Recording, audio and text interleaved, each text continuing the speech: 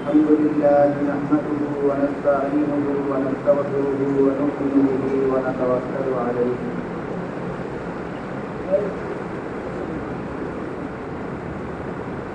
ونعوذ بالله من شرور أنفسنا ومن سيئات أعمالنا من يهده الله فلا مضل له ومن يضلله فلا هادي له ونشهد أن لا إله إلا الله وحده لا شريك له ونشهد أن سيدنا ومولانا محمدا عبده ورسوله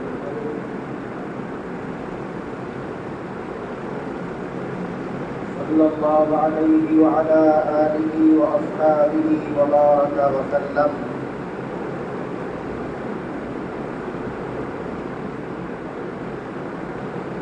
أما بعد فأعوذ بالله من الشيطان الرجيم بسم الله الرحمن الرحيم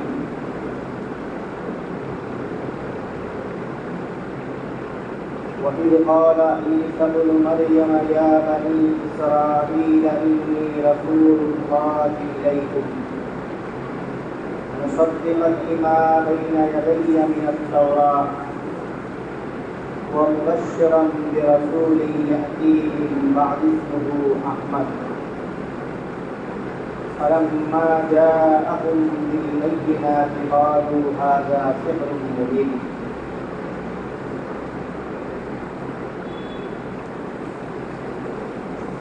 وقال رسول الله صلى الله عليه وسلم لما سئل عن فتح أمره فقال أنا دعوة أبي إبراهيم وبشرى عيسى ورأت أمي حين حملت بي أنها تخرج منها نار أضاءت لها قصور الشام أو كما قال النبي صلى الله عليه وسلم اللهم صل على محمد وعلى آل محمد كما صليت على إبراهيم وعلى آل إبراهيم إنك حميد مجيد اللهم بارك على محمد وعلى آل محمد كما باركت على إبراهيم وعلى آل إبراهيم إنك حميد مجيد سبحانك لا علم لنا إلا ما علمتنا إنك أنت العليم الحكيم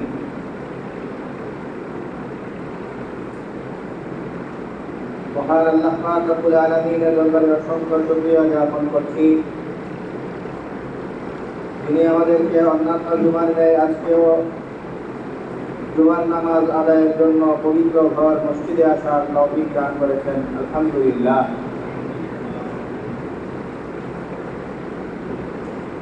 মুহতারাম হাজিরিন ইসলামের ইতিহাসের গুরুত্বপূর্ণ মাস রবিউল আউয়াল মাস ইতিমধ্যে আমাদের মধ্যে চলে আসছে রবিউল আউয়াল মাসে নবী সাল্লাল্লাহু আলাইহি ওয়াসাল্লামকে কেন্দ্র করে নবী সাল্লাল্লাহু আলাইহি ওয়াসাল্লাম এবং ওনার উম্মতের সাথে সম্পৃক্ত বহু ঘটনা এই মাসে সংঘটিত হয়েছে আমরা আগেও বলেছি রবিউল আউয়াল মাস নবী সাল্লাল্লাহু আলাইহি ওয়াসাল্লামের জন্মের মাস নবী সাল্লাল্লাহু আলাইহি ওয়াসাল্লামের মৃত্যুর মাস নবী সাল্লাল্লাহু আলাইহি ওয়াসাল্লামের হিজরত সম্পন্ন হওয়ার মাস এমনকি অনেকের মধ্যে নবী সাল্লাল্লাহু আলাইহি ওয়াসাল্লামের মেরাজের মাস তো এই ঘটনাবহুল এই মাস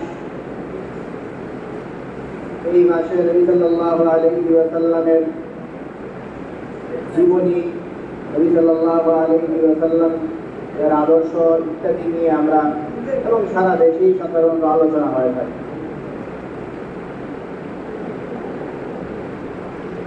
নবী সাল্লাল্লাহু আলাইহি ওয়াসাল্লামের জীবনীর শুরুতেই যে বিষয়গুলো আসে, এই কারণ জীবনী আমরা অনেকের জীবনী অনেক কারণে বলি, তো যে কারো জীবনীকেই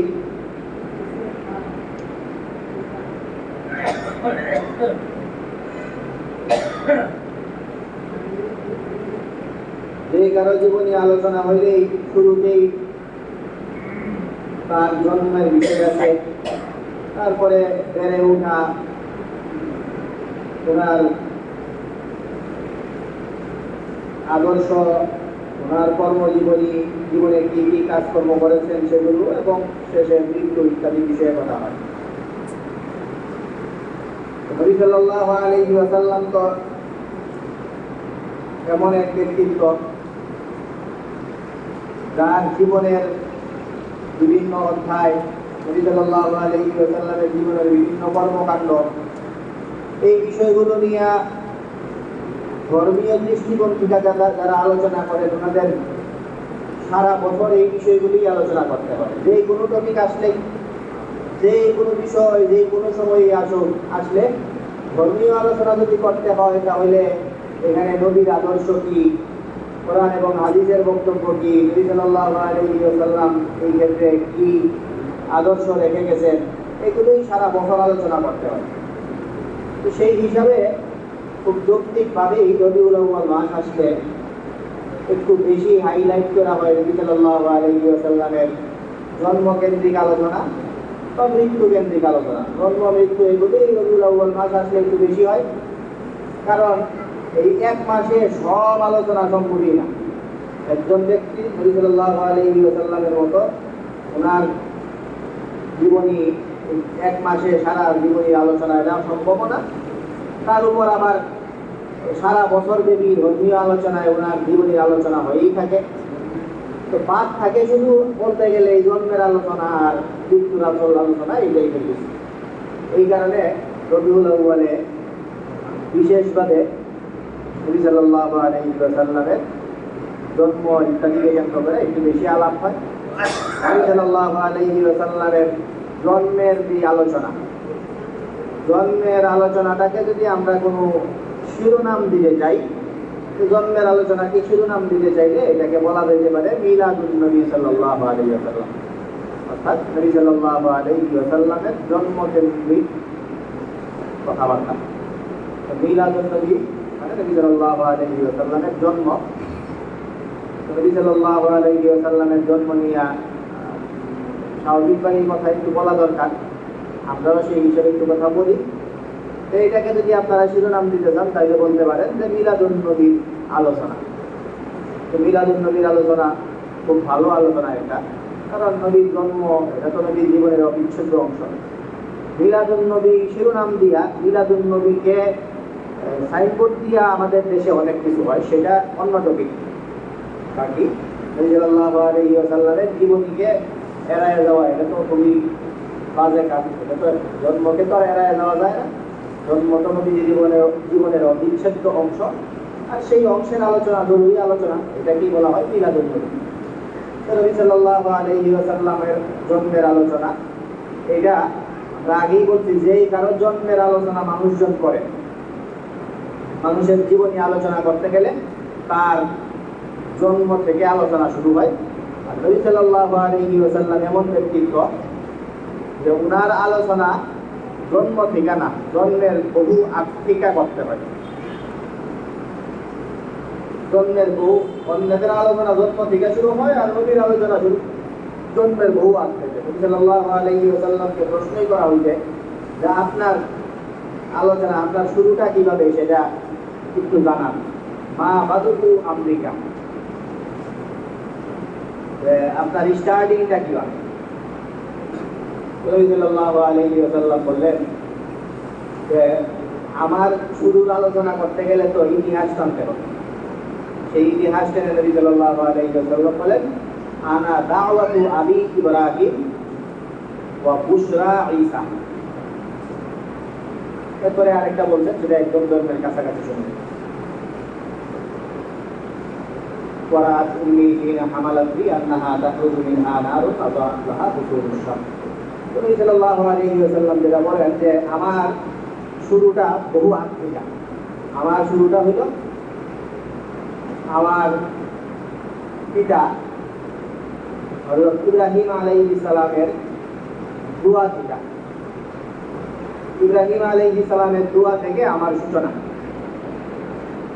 ইব্রাহিম আলাইহিস সালাম ওনার একমাত্র ছেলে, একমাত্র মানে পরবর্তীতে আবার সন্তান জন্ম হয়েছেন, উনি জন্মের আগে তো একমাত্র ছিলেন বড়জন।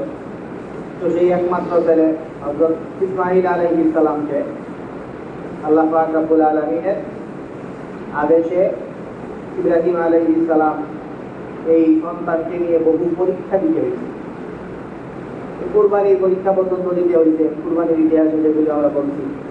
আর এখন যেটা বিষয় সেটা হইল যে আরেকটা পরীক্ষা দিতে হয়েছে, সেটা হইল ইব্রাহিম আলাইহিস সালামকে আল্লাহ পাক রব্বুল আলামিন বলছেন, আপনি আপনার এই সন্তানকে এমন এক জায়গায় রেখে আসেন যেই জায়গায় কেউ নাই, কোনো মানুষ বাস করে না, এমনকি এটা গায়রিহি যারাইন, জমিন থেকে যে খাওয়া দাওয়ার মতো কোনো কিছু উৎপন্ন হয় এমনও না, মানুষ তো থাকে না, রিজিক ধারণটাও সেখানে দুঃসাধ্য, এমন জায়গায় রেখে আসেন। অর্থাৎ রিয়াজে বর্তমানে বাইতুল্লাহ যেখানে আছে মক্কায়, সেই মক্কায় আপনি আপনার সন্তানকে রেখে আসেন। তো জনমানবহীন এলাকা, এমনকি রিজিক গ্রহণের পর্যন্ত কোনো জিনিসপত্র পর্যন্ত সেখানে উৎপন্ন হয় না, এমন নির্জন জায়গায় ইসমাঈল আলাইহিস সালামকে রেখে আসলেন এবং রেখে আসার সময় উনি দোয়া করছেন। কিছু দোয়া করলেন যে আল্লাহ, আপনি এই যে অঞ্চলটা মক্কা অঞ্চল, সেই অঞ্চলটাকে আপনি এই অঞ্চলে বরকত দান করেন, এই অঞ্চলের মধ্যে আপনি এই অঞ্চলকে নিরাপদ করে তোলেন, এই অঞ্চলের মানুষদেরকে প্রচুর রিজিক দান করেন। তো এই অঞ্চলের মানুষের দুনিয়াবি লাভের জন্য এই দোয়াগুলি করছেন, দুনিয়ার দৃষ্টিকোণ থেকে এই অঞ্চলের জন্য এই দোয়া, রব্বি জাআল হাযাল বালাদা আমিনা ওয়ারযুক আহলাহু মিনাস সামারাতি ওয়া আমানা মিনহুম বিল্লাহি ওয়াল ইয়াউমিল আখির ক্বালা ওয়া মান কাফারা ফাউমাত্তিউহু কালিলান সুম্মা আদতারহুহু ইলা আযাবিন নার। তো এইসব দোয়া রয়েছে ইব্রাহিম আলাইহিস সালাম সেখানে করতেন, যেই দোয়াগুলো ছিল দুনিয়ার দৃষ্টিকোণ থেকে লাভবান হওয়ার মতো এই অঞ্চলের মানুষের। আবার পাশাপাশি ইব্রাহিম আলাইহিস সালাম দুনিয়ার দৃষ্টিভঙ্গির পাশাপাশি পরকালীন দৃষ্টিভঙ্গিকে মাথায় নিয়েও এখানে অঞ্চলের জন্য দোয়া করছেন যে আল্লাহ, আপনি এই অঞ্চলে আবার আরেকটা কাজ করেন, সেটা হলো এই অঞ্চলে আপনি এই অঞ্চল থেকে একজন নবী আপনি এই অঞ্চলের মানুষদেরকে দেন, তিনি এই অঞ্চলের মানুষদেরকে হেদায়েত করবেন, মানুষজনের কাছে আপনার কিতাব পাঠ করবেন, সেই কিতাবের শিক্ষা দিবেন, হিকমত শিক্ষা দিবেন, মানুষের পরিশুদ্ধ আত্মার পরিশুদ্ধির কাজে আসবেন। এই ধরনের কাজকে সামনে রেখে এই ধরনের মিশন বাস্তবায়ন করবেন এমন একজন নবী আপনি এই অঞ্চলে দান করেন। তো এই দোয়াটাও ইব্রাহিম আলাইহিস সালাম করছিলেন। তো সেই দোয়ার ফসল, সেই দোয়ার ফলেই সেই দোয়া কবুল করে আল্লাহ পাক রব্বুল আলামিন সর্বশেষ নবী মুহাম্মদ সাল্লাল্লাহু আলাইহি ওয়াসাল্লামকে এই মক্কা অঞ্চলে নবী হিসাবে সেই মক্কা অঞ্চলে প্রেরণ করেন। তো এই কথা স্মরণ করাইয়া দিয়া নবী সাল্লাল্লাহু আলাইহি ওয়াসাল্লাম বলেন যে আমার সূচনা বলতে গেলে অনেক আগে থেকেই বলতে হয়। আমার সূচনা আমি হলো আমার এই পিতা ইব্রাহিম আলাইহিস সালাম ওনার দোয়ার ফসল। তো এই হলো আমার সূচনার একটা দিক। আমার সূচনার আরো এক দিক আছে, সেটা হলো আমি আমার হযরত ঈসা আলাইহিস সালামের দেওয়া সুসংবাদের পাত্র। উনি যেই যাকে কেন্দ্র করে সুসংবাদ দিয়েছিলেন সেই সুসংবাদ প্রদান যাকে কেন্দ্র করে করছিলেন আমি সেই জন। ঈসা আলাইহিস সালামের সেই সুসংবাদ কোরআনে কারিমে আল্লাহ পাক রব্বুল আলামিন উল্লেখ করেন, ওয়াইজ ক্বালা ঈসা ইবনু মারইয়াম ইয়া বানি ইসরাঈল। সেই সময়ের কথা আপনারা স্মরণ করেন যেই সময় ঈসা আলাইহিস সালাম ওনার লোকজনকে ডেকে বলছিলেন, হে বনি ইসরাঈলের লোকেরা, ইন্নী রাসূলুল্লাহি ইলাইকুম, আমি আল্লাহ তাআলার রাসূল, তোমাদের কাছে রাসূল হিসেবে প্রেরিত হয়েছি। মুসাদ্দিকান লিমা বাইনা ইয়াদাইয়া মিনাত তাওরাত, আমার আগে যে তাওরাত কিতাব ছিল মুসা আলাইহিস সালামের উপরে অবতীর্ণ হয়েছিল, সেই তাওরাত কিতাব যে সত্য, এটার সত্যায়নকারী হিসাবে আমি অবতীর্ণ হয়েছি। আবার আমার সামনে অবশ্যরাম বিরাসূলিন, আমি আরেকজন রাসূলের সুসংবাদদাতা হিসাবেও প্রেরিত হয়েছি, ইয়াতি মিন বাদি, যিনি আমার পরে আসবেন, ইসমুহু আহমদ, যার নাম হবে আহমদ। অর্থাৎ আমার পরে আহমদ নামের যে রাসূল আসবে সেই রাসূলের সুসংবাদদাতা হিসেবেও আমি প্রেরিত হয়েছি। তো এই যে ঈসা আলাইহিস সালাম সুসংবাদ দিলেন, নবী সাল্লাল্লাহু আলাইহি ওয়াসাল্লাম সেই কথা স্মরণ করায় দিয়ে বলছেন যে আমি ইব্রাহিম আলাইহিস সালামের দুয়ার ফসল, এবং পাশাপাশি আমি ঈসা আলাইহিস সালামের যে সুসংবাদ সেই সুসংবাদের ব্যক্তিটিও আমি। এই হলো নবী সাল্লাল্লাহু আলাইহি ওয়াসাল্লামের জন্মের আগে থেকেই যেই ভবিষ্যৎবাণীগুলো শুরু হয়েছে, নবী সাল্লাল্লাহু আলাইহি ওয়াসাল্লামের জন্মের আলামত হিসাবে যেগুলি পরিচালিত হয়ে আসছে, যেগুলি পরিগণিত হয়ে আসছে কয়েকটা। এর আগে নবী সাল্লাল্লাহু আলাইহি ওয়াসাল্লামের জন্মের আগের হিসাব করলে আরো একটা ঘটনা আছে, যেই ঘটনাকে কোরআনে কারিমে এই ঘটনাকে কেন্দ্র করে আস্তা একটা সূরা নাযিল হয়েছে, সূরা ফিল নামে। ফিল শব্দের অর্থ হল হাতি। তো হস্তি বাহিনীর যে ঘটনা, সেই ঘটনাও নবী সাল্লাল্লাহু আলাইহি ওয়াসাল্লামের আগমনী বার্তাকে ধারণ করে। অনেকের মতে নবী সাল্লাল্লাহু আলাইহি ওয়াসাল্লামের জন্মের 50 বছর আগে, কারো মতে নবী সাল্লাল্লাহু আলাইহি ওয়াসাল্লামের 40 বছর আগে, অনেকের মতে না নবী সাল্লাল্লাহু আলাইহি ওয়াসাল্লামের জন্মের বছরেই এই ঘটনা ঘটছিল। খুব প্রসিদ্ধ ঘটনা, তারা সবাই শুনছেন, হস্তি বাহিনীর ঘটনা। কাবা শরীফকে ধ্বংস করে দেওয়ার জন্য ইয়ামান থেকে আব্রাহা যেই উদ্যোগ নিয়েছিল যে কাবা ধ্বংস করে দিব, সেই কাবা ধ্বংসের জন্য সে শক্তিশালী মজবুত বাহিনী বানাইছে। সেই বাহিনী আসার পরে সেই বাহিনীকে দেখে মক্কার লোকজনের হিম্মত ছিল না যে এই বাহিনীর মোকাবেলা করবে। নবী সাল্লাল্লাহু আলাইহি ওয়াসাল্লামের দাদা আব্দুল মুত্তালিব উনি বললেন যে তোমরা টেনশন করো না, যার ঘর তিনি রক্ষা করবেন। তো সেই ব্যক্তিতে এরা যখন কাছে আসলো তখন আল্লাহ তাআলা আসমান থেকে পাখি পাঠাইলেন। সেই পাখি ঝাঁকে ঝাঁকে পাখি আর কি, এই ঝাঁকে ঝাঁকে শব্দকে বলা হয় আবাবিল। আবার আমাদের অনেকে এই আবাবিল, যেদের অর্থ হইল ঝাঁকে ঝাঁকে, এর নাম দিয়ে দিবে, পাখির নামই আবাবিল। মানুষের কাছে এটা প্রসিদ্ধ হয়ে গেছে। তো যাক, সেই আবাবিল যাকে যাকে বলেন আবাবিল পাখি, সেই পাখির ওঠে পাথর দিয়া, সেই পাথর নিক্ষেপ করলো পাখি। সেই পাথর ছোট কম করে রাখাতে তা ধ্বংস হয়ে গেল।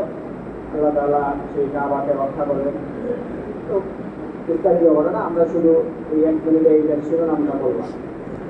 তো এই যে ঘটনাটা, সেই ঘটনাটাও ঘটছে, সেটাই নবী সাল্লাল্লাহু আলাইহি ওয়াসাল্লামের জন্মের সময়কার ঘটনা। যেটা দ্বারা এই অঞ্চলে বিশেষ কিছু ঘটতেছে, উলামা মাশায়েখগণ এটাকেও নবী সাল্লাল্লাহু আলাইহি ওয়াসাল্লামের জন্মের আগমনী বার্তা হিসেবে গ্রহণ করেন। এরপরে অগ্নি পূজা যারা করত, সেই অগ্নি পূজকদের আগুনের পূজা করে এরা। তো যে কেউ কোনো কিছু এইরকম পূজা করলে এদের একটা হেড অফিস থাকে, এই হেড অফিসে বড় করে এদের প্রতীক নির্মাণ করা থাকে। তো এইরকম বিভিন্ন জায়গায় জায়গায় অগ্নি পূজক যারা এরা আগুনের পূজা করে, কোনো এক জায়গায় একটা আগুন ধরে এটার নিজের আগুন ধরে এটার পূজাই এরা করে। তো এদের যে হেড অফিস, এই হেড অফিসের মধ্যে একটা আগুন ছিল। এটা আবার এই যে সময়ে সময়ে ছোটখাটো আগুন ধরানো এরকম আগুন না, এটা যুগ যুগ ধরে এরা এই আগুনটা প্রজ্বলিত করে রাখছিল। এদের প্রতীক হিসাবে তারা এই আগুনকে বছরের পর বছর, যুগের পর যুগ এই জায়গার আগুন কখনো নিত্য না। এটা হলো সবার তীর্থস্থান ছিল অগ্নিপূজকদের। এই জায়গায় গিয়ে এরা সময়ে সময়ে ধর্ণা দিত। এটা ছিল এদের এই অগ্নিপূজার ট্রেন্ডমার্ক। এই অগ্নিপূজকদের এই যে আগুন, যেটা যুগ যুগ ধরে এটা ধারাবাহিকভাবে প্রজ্বলিত রয়েছে, নবী সাল্লাল্লাহু আলাইহি ওয়াসাল্লামের জন্মের পরে কোনো কথা নাই, বার্তা নাই, আকস্মিক এই আগুন, এটা কেউ কল্পনাও করতো না যে এত বড় আগুন কেউ নিবাইতে রাখবো, এটা অটোমেটিক নির্বাপিত হয়ে এটা নিভা গেছে। তো এই হইল অলৌকিক ঘটনা, যেটাকে কেন্দ্র করে দুনিয়াতে কিছু একটা ঘটতেছে, এই ধরনের একটা আভাস সেই অঞ্চলের মানুষজন পাইছে। আবার যেই অঞ্চলের মানুষজন মূর্তি পূজা করত, অন্যান্য অঞ্চল, সেই পারস্য রোমের সম্রাট যারা, তারাও এই সংবাদ পাইছে নবী সাল্লাল্লাহু আলাইহি ওয়াসাল্লামের জন্মের। নবী সাল্লাল্লাহু আলাইহি ওয়াসাল্লামের জন্মের সময় ওনার মা হযরত আমিনা উনি বলেন যে আমার যখন আমি এই শিশুকে প্রসব করলাম, তখন আমি দেখলাম যে আমার উদর থেকে একটা লাইট আলো বাইর হয়েছে। এই আলো বাইর হইয়া এই আলো দিয়া মানুষজন এমনি একটু বড় আলো টালো হইলে কিছু দূরে দেখা যায়, খুব পাওয়ারি লাইট হইলে অনেকে অনেক দূর পর্যন্ত লাইট টিপ দিয়ে দেখে যে এত দূর পর্যন্ত জিনিস দেখা যাইতেছে। আর লাইটের পাওয়ার বেশি, এত দূরের জিনিসকে টার্গেট করে দেখা যায়, এটা পর্যন্ত আমি দেখতে পাই। তো নবী সাল্লাল্লাহু আলাইহি ওয়াসাল্লামের এই সময়ে যখন ওনার মার গর্ভ থেকে আলো বাইর হইল, নূর বাইর হইল, তো উনি বলেন আযা আসলাহা কুসুর শাম, সেই শাম অঞ্চল, সেই শাম অঞ্চলের যে বাদশাহের রাজপ্রাসাদ, এই রাজপ্রাসাদগুলো এই লাইট দিয়ে আলোকিত হয়ে গেছে। তো এর মানে ওনার যে রাজত্ব, নবী সাল্লাল্লাহু আলাইহি ওয়াসাল্লামের ধর্মের বাণী, ওনার রাজত্ব, সেটা সেই এই এত দূর পর্যন্ত গিয়ে পৌঁছে। এবং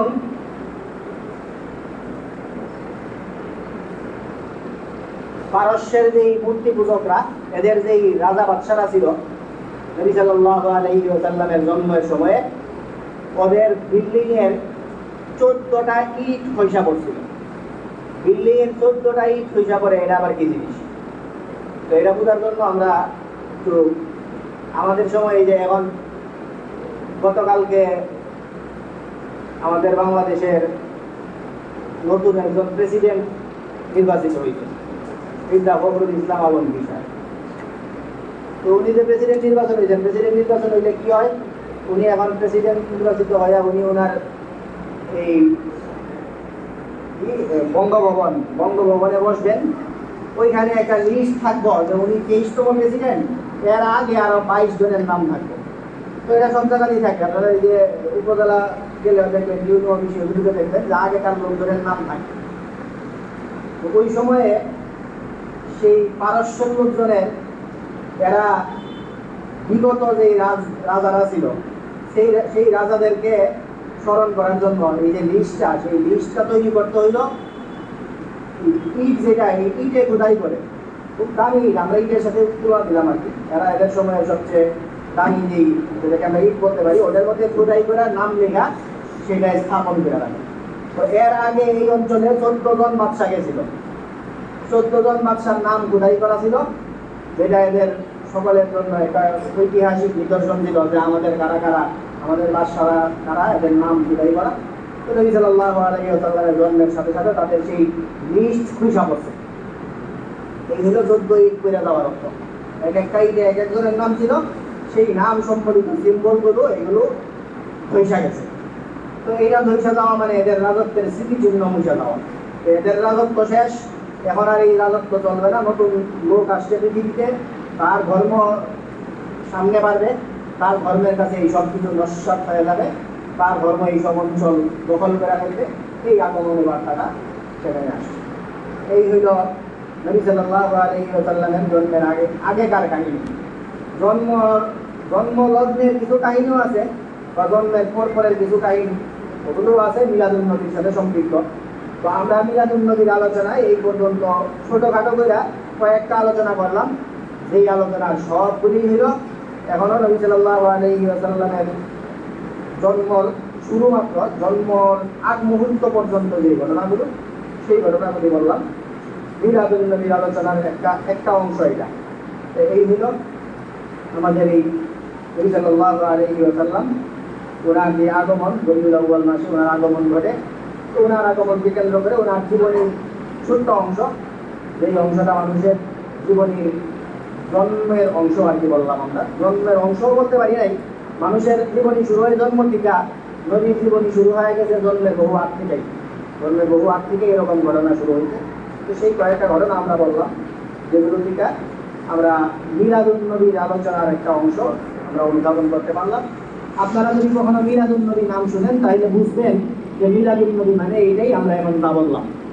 মিলাদুন নবী এর বাইরে আর কিছু নাই। মিলাদুন নবী আমাদের দেশে মিলাদুন নবী নাম দিয়ে অনেক কিছু হয়, রাস্তাঘাটে অনেক কিছু হয়, আন্দোলন হয়, দশে জুলুস হয়, র্যালি হয়, আরও অনেক কিছু হয়, আদিজাদি অনেক কার্যকলাপ হয়। মিলাদুন নবী খুব ভালো একটা জিনিস। মিলাদুন নবী মানে নবীর জন্ম। আর মিলাদুন নবী আসলে কি জিনিস সেটা আমরা এখন মিলাদুন নবীর কাজ আমরা করে ফেলছি। আমরা যেটা বলছি এটাই মিলাদুন নবী। মিলাদুন নবী মানে নবীর জন্ম। তো নবীর জন্ম কেন্দ্রিক আলোচনা আপনাদের সামনে আমরা করলাম, মানে মিলাদুন নবীর আলোচনা করলাম। এটাই মিলাদুন নবী, এর বাইরে আর কিছু না। তো এই হলো মিলাদুন নবী। আর সিরাতুন নবী নামে আরেকটা আছে, নবীর জীবনী। এটা তো প্রতি সপ্তাহে আপনাদের সামনে আমরা আলোচনা করি। এমন কোনো সপ্তাহ পাইবেন না যেই সপ্তাহ নবীর জীবনের কিছু আপনাদের সামনে আমরা বলছি না। এমন কিছু বলছি না, এমন হয় নাই যে যেটার পিছনে নবীর কোনো জীবনী বা নবীর কোনো বক্তব্যের রেফারেন্স আমরা বলি নাই। সব সপ্তাহে আমরা বলি নবীর জীবনের বিভিন্ন অংশ আমাদের আলোচনার সাথে মিলে এরকম আলাপ সবসময় করি। ওগুলোই হলো নবীর জীবনী, নবীর সারা জীবনের সিরাতুন নবী। রবিউল আউয়াল মাস যেহেতু, এই জন্য নবীর জন্ম মৃত্যু এগুলি আপনাদের সামনে এই দুইটার কথা আমরা ভাবছি বলবো। এর প্রাথমিক অংশ হিসাবে মিলাদুন নবীর কিছু আলোচনা করলাম, যেটা নবীর জীবনীর আগের ঘটনাগুলো ছিল। আল্লাহ রাব্বুল আলামিন আমাদেরকে নবীর জীবনীর আদ্যপান্ত মিলাদুন নবী থেকে নিয়া ওই সারা জীবনী, নবীর সারা জীবনীকে কেন্দ্র করে আমাদের যে আদর্শ, সেই আদর্শগুলো গ্রহণ করার তৌফিক দান করুন। ওয়া আখিরু দাওয়ানা আলহামদুলিল্লাহি রাব্বিল আলামিন। আপনারা যারা কোরআন করি তারপরে আমরা